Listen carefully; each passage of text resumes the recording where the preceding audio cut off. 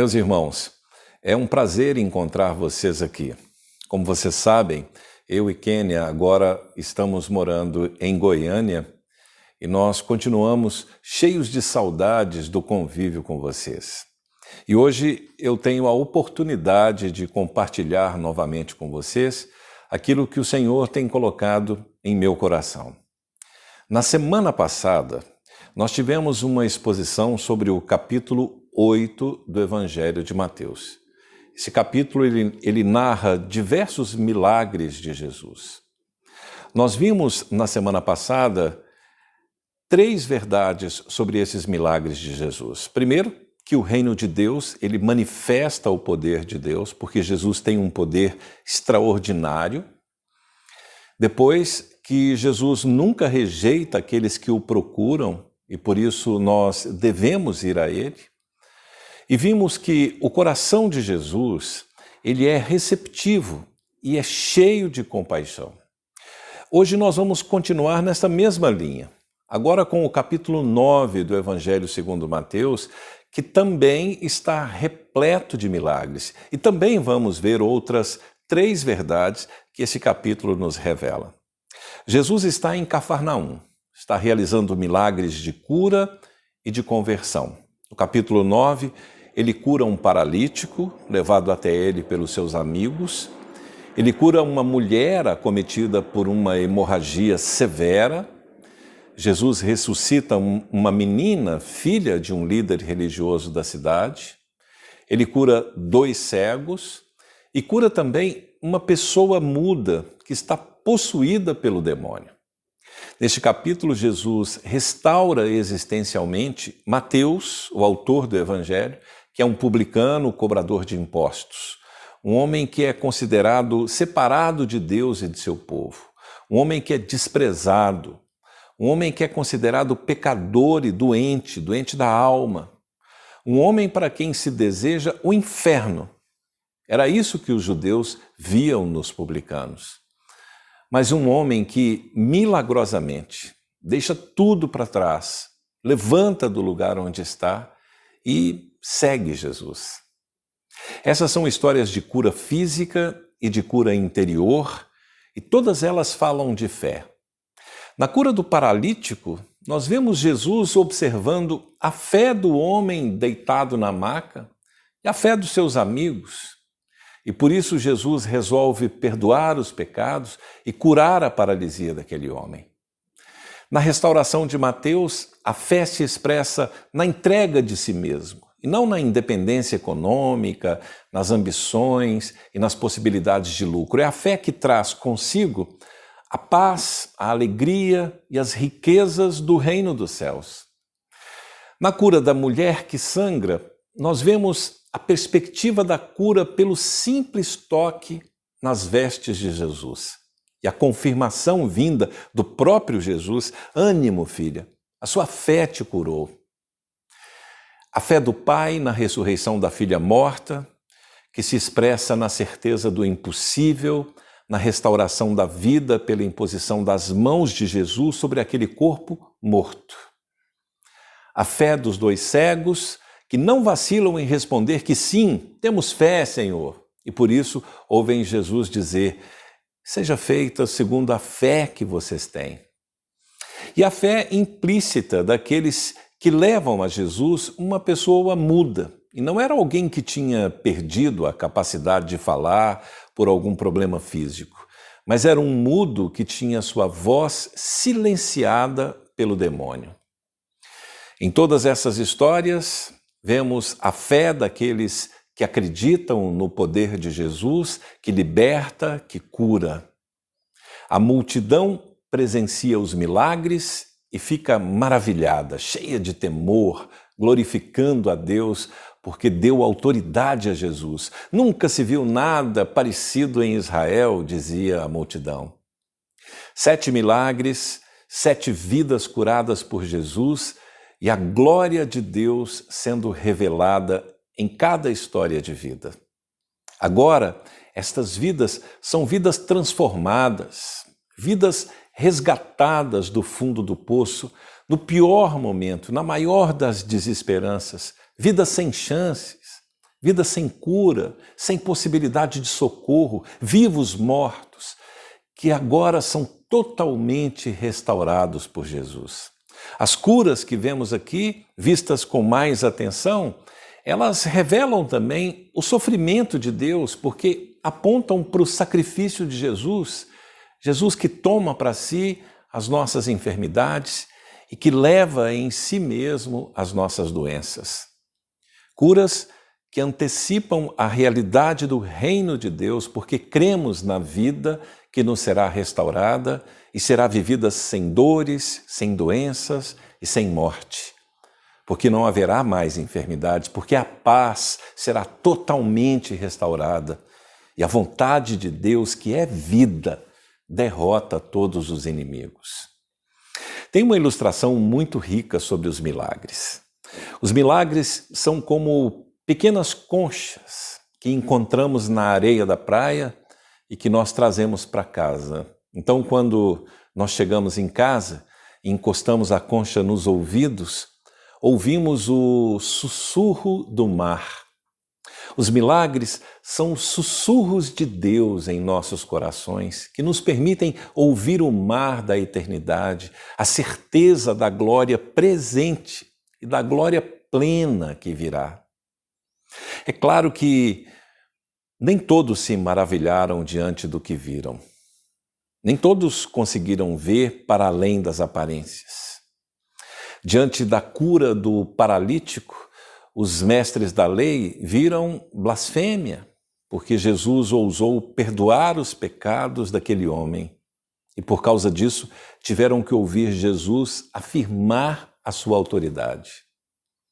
Diante da cura de Mateus, os fariseus viram alguém que comia com pecadores e tiveram que ouvir Jesus dizer que não tinha vindo chamar quem se achava justo, porque são os doentes que precisam de médicos. Ou vocês, fariseus, ainda não entenderam o que Deus disse pela boca do profeta Oséias: desejo misericórdia e não sacrifícios. Até os discípulos de João tentaram ver Jesus pelos olhos do legalismo, dos ritos da religião que exterioriza uma aparente espiritualidade. Eles também não entenderam que Jesus estava falando de vida nova, de algo que vai muito além da religiosidade. Jesus não estava propondo um remendo novo em uma roupa velha, porque a roupa velha se rasgaria ainda mais. Jesus não estava propondo vinho novo colocado em vasilhas velhas, porque as vasilhas velhas não resistem ao vinho novo. Meus irmãos, diante da possibilidade da ressurreição da filha de Jairo, na antessala do lugar onde o poder de Deus vai ultrapassar o poder da morte e a vida vai ser soprada de novo naquele corpo que se deita morto, os que foram contratados para chorar a morte começam a rir de Jesus.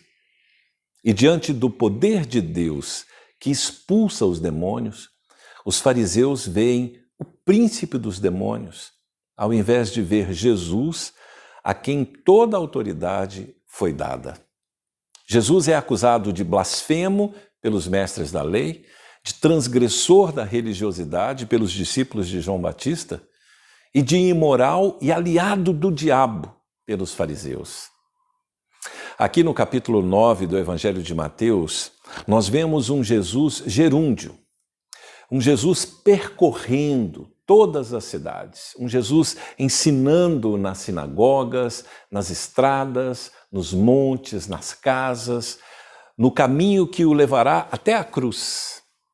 Um Jesus pregando as boas novas do reino e um Jesus curando. Não é isso que o texto nos diz? Jesus ia percorrendo todas as cidades, ensinando, pregando e curando. Mas se vocês querem saber de uma coisa, o que me impressiona, aquilo que mais fala ao meu coração nesse texto, não é a narrativa dos milagres de Jesus.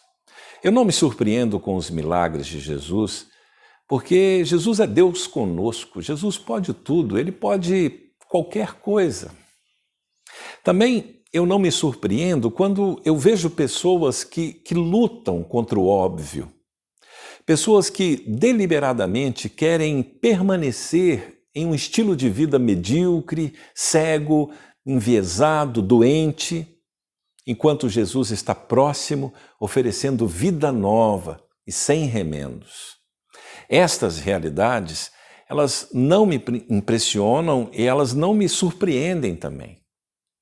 O que me impressiona nesse capítulo 9 é o olhar de Jesus sobre o ser humano. Jesus poderia ter visto muita coisa. Nosso pecado, nossa falta de fé, nossa arrogância, prepotência, nossa mania de querer ser Deus. Mas ao ver as multidões, Jesus tem compaixão delas porque estão aflitas e desamparadas como ovelhas sem pastor. Deus nos vê com os olhos da compaixão, meus irmãos.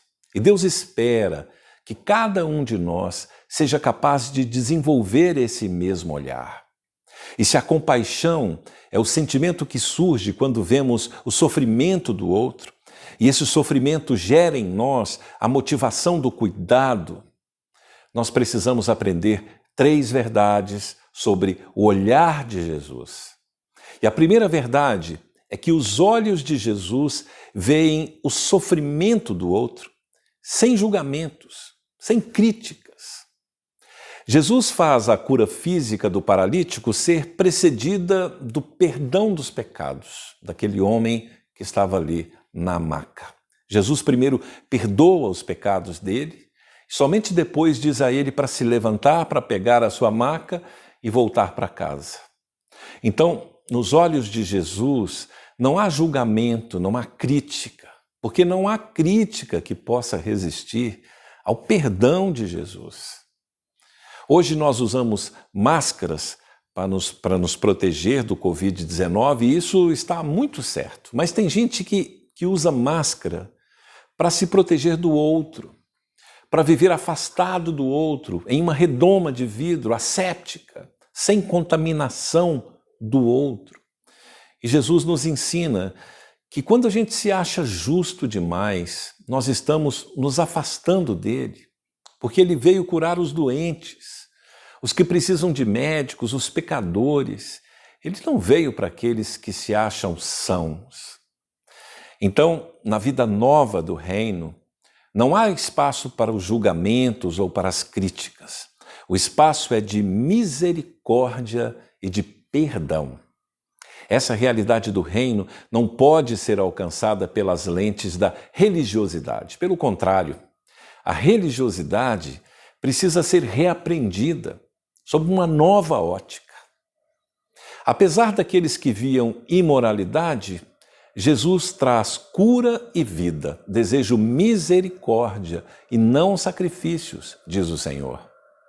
Meus irmãos, de nada valem os sacrifícios quando eles são meras expressões externas de uma espiritualidade que está doente, que vê o outro como alguém de quem eu devo me distanciar. Os olhos da compaixão veem o sofrimento e não julgam e não criticam. Os olhos da compaixão, eles reconhecem uma humanidade compartilhada. É a percepção de que, ainda que em dimensões diferentes, todos nós experimentamos o sofrimento. Grandes sofrimentos, pequenos sofrimentos, mas isso faz parte daquilo que nós somos. E o contrário dessa humanidade compartilhada é o isolamento, é o olhar que segrega, que afasta, e que no máximo sente pena, mas é só isso. Quem olha com compaixão, acolhe, sofre junto e se dispõe a cuidar. Esse é o olhar de Jesus. A segunda verdade é que os olhos de Jesus veem ovelhas sem pastor. Jesus poderia ter escolhido ver o mundo a partir da crítica dos fariseus, dos mestres da lei, e aí certamente ele veria medo, ansiedade, aversão, individualismo. Essas eram marcas visíveis no tempo de Jesus, mas eu creio que também são marcas muito presentes no nosso tempo, onde nós vemos imperar o consumismo desenfreado, o egoísmo, o status social e as aparências como elementos que definem aquilo que nós pensamos ser. Mas a lógica do olhar da compaixão, ela quebra essa lógica humana predominante. Essa ideia da ovelha sem pastor, ela provoca o nosso olhar a reconhecer que hoje muitos estão se sentindo sem rumo, dispersos. A igreja virtual, que tem sido o nosso espaço possível de encontro, para muitos de nós tem sido uma dificuldade, seja porque não estão acostumados às tecnologias, ou mesmo porque nesse ambiente tecnológico demais, o vazio tem sido presente na vida de muitos de nós. Por isso é que essa verdade ela é tão atual, porque diante da realidade de doenças do corpo e de doenças da alma, de enfermidades físicas e espirituais, Jesus vê ovelhas sem pastor. E nessa ilustração poderosa, Jesus está mostrando para nós que Ele é o bom pastor, que Ele chama as ovelhas pelo nome, que Ele conduz as suas ovelhas, que Ele mostra o caminho, porque Ele é o caminho. E Ele dá a sua vida pelas ovelhas. Me lembrei do Salmo 23, tão repetido, tão conhecido, que a gente sente esse afago de Deus em nossas vidas. O Senhor é o meu pastor. Precisa mais que isso? Terceira verdade, os olhos de Jesus veem um campo fértil e uma grande colheita, para a qual todos nós somos chamados. Os olhos de Jesus veem a grande colheita e os poucos trabalhadores. Essa terceira verdade é um chamado para a oportunidade de servir. Meus irmãos, há muito a ser feito. Os tempos são difíceis. Há muitas ovelhas desgarradas que estão mais distantes, que precisam ser acolhidas por nós. Por isso nós temos que nos dispor, colocar os nossos dons a serviço do reino dos céus. Para essa grande colheita, meus irmãos, Jesus conta conosco. Ele nos diz que nós devemos orar, pedindo a Deus que envie mais trabalhadores, para que os verdadeiros discípulos se disponham ao trabalho, a serviço do reino. Os verdadeiros discípulos são aqueles que, movidos pelo Espírito Santo de Deus, veem com os olhos de Jesus que os campos exigem uma grande colheita. E por isso, os verdadeiros discípulos de Jesus se dispõem a colaborar na obra do reino. É possível que, nesse momento, o Espírito Santo esteja te mostrando isso. É possível que você esteja ouvindo a voz do Espírito te dizer que o Senhor conta com você. Meu irmão, não deixa isso passar.